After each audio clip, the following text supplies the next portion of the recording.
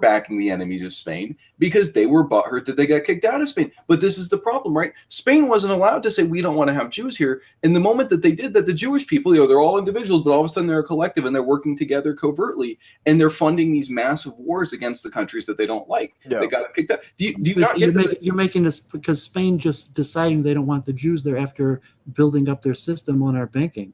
So Spain, when the Moors, we came with the Muslims, the Jews had been largely in the Middle East and Iraq and with Muhammad, and they came to Spain. That's 500 years later, the Inquisition, but saying like Spain, and even Spain made a personal exemption for the famous Rabbi Arbonel that people still study his commentary on the Bible till today. Right, but Jews as a class. He was what was his job? He was the king's. Oh, and you know where they went, advisor. Right? Some of them went to Holland, some of them went to England, but a lot of them went to the Balkans, where the Ottomans were torturing the Europeans. But I'm saying the value of Jewish banking was so much that it seems that Jews are only comfortable to make an exemption for their head banker. Yeah, well, it seems that Jews are only comfortable in places where whites are being tortured to death.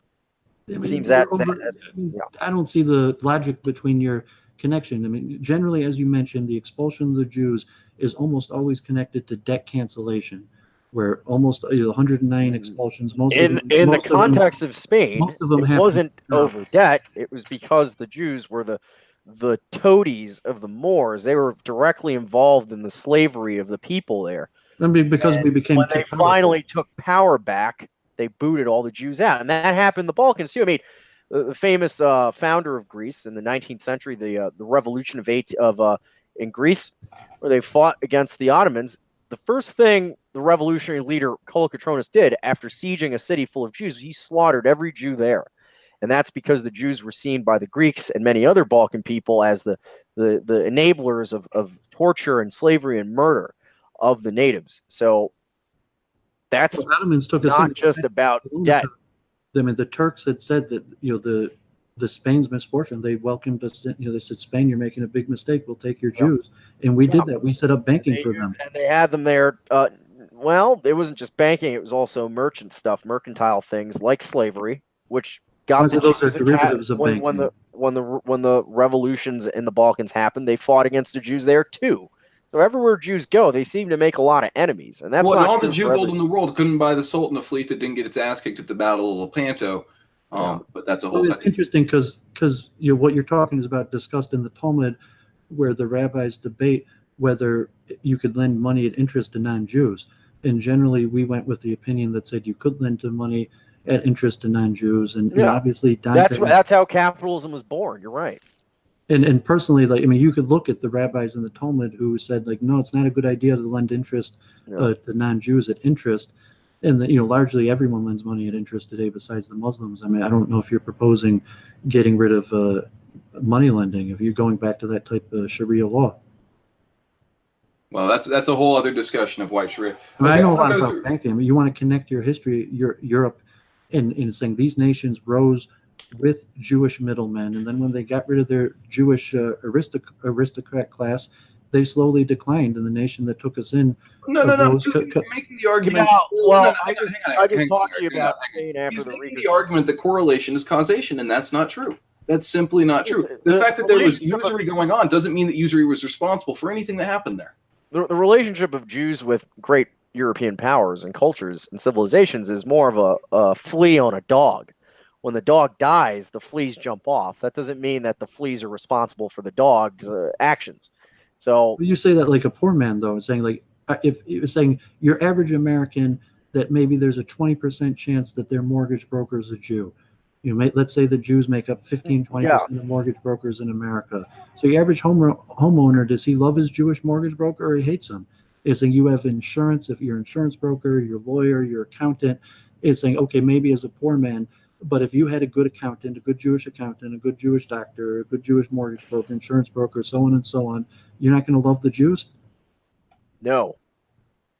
But saying you say that as a poor the mortgage system, as it works now, is so hopelessly corrupt. And yes, it's because of the Jewish element.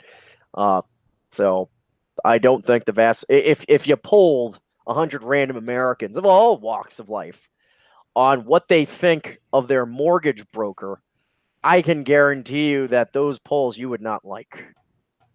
Maybe, but saying when he say when they leave the office, they say thank you, sir.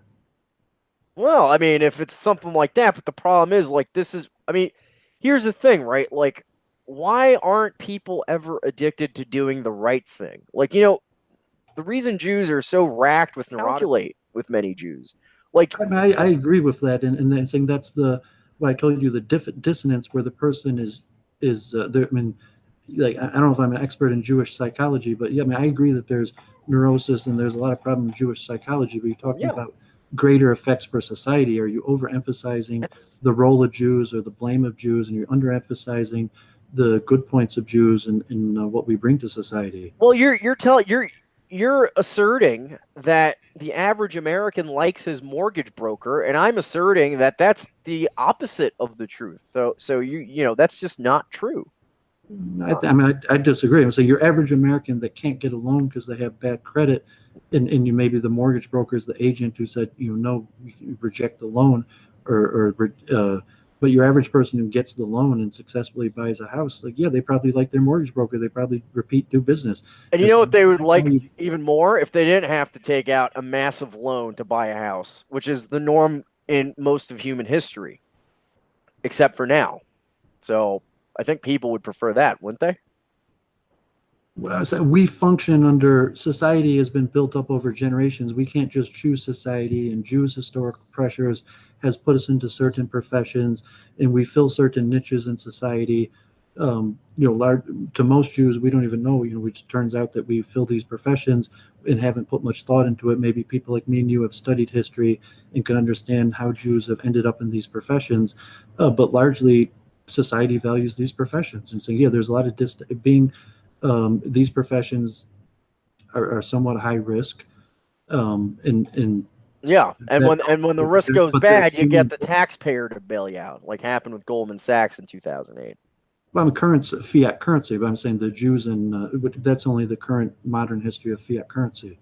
I mean, our role in money lending goes back since our inception.